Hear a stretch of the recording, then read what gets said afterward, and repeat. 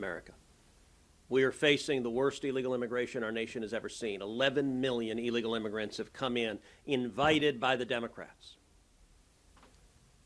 When Joe Biden came into office, he inherited the lowest rate of illegal immigration in 45 years. All he had to do was nothing. Just sit there and stare at the wall. But instead, he deliberately broke the system. This chart on the right shows when Biden came into office, you had historic lows. The instant he was sworn in, the numbers skyrocketed. It went from the lowest rate in 45 years to today, the highest rate in the history of our nation. This is deliberate. Now today, President Biden and the Democrats have a press conference. And here's what they're announcing. He could have stopped this every single day of his presidency. When he signs this executive order, the only question anyone should ask is, why didn't you do this in 2021? Why didn't you do this in 2022?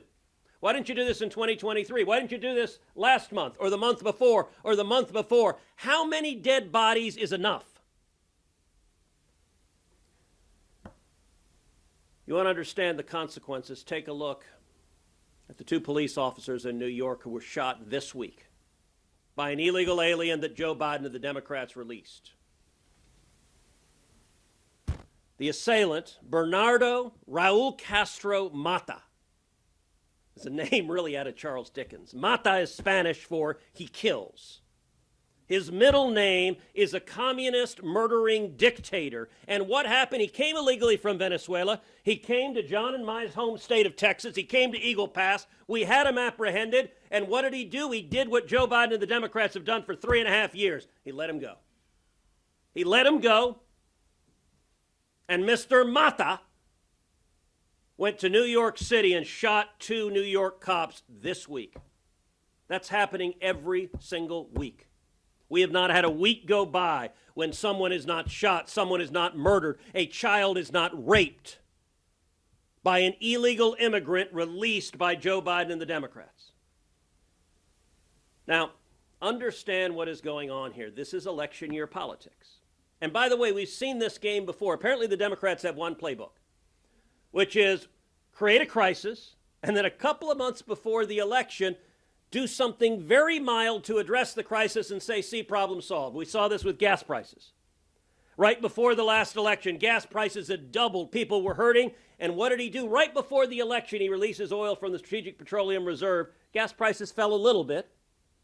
And they victory lap that they've reduced gas prices a tiny bit from the massive historic highs they've had. We also saw this on student loans. Last election, right before the election, what does Joe Biden do? He says, I'm giving away $1 trillion to young people. By the way, young people, come vote for Democrats now. Now, he knew he was lying to them. He knew what he was doing was illegal. He knew the Supreme Court would strike it down, and of course it did.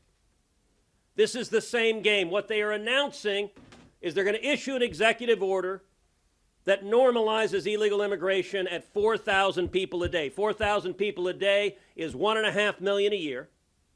And understand on this chart, I'm actually going to pull this chart over here because what they're doing is unusually cynical.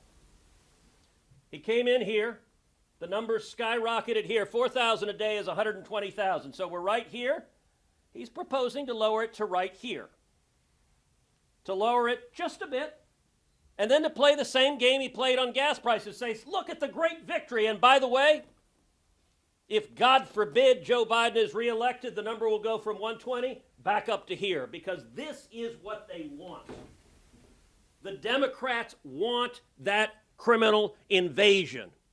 And the police officers being shot, the young women being murdered, the children being raped, they're unwilling to stand up and protect them.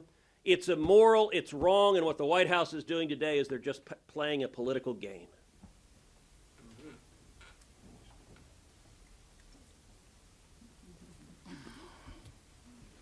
Well, let's do the math. Open border, closed border. You come into office. President Biden comes into office. 7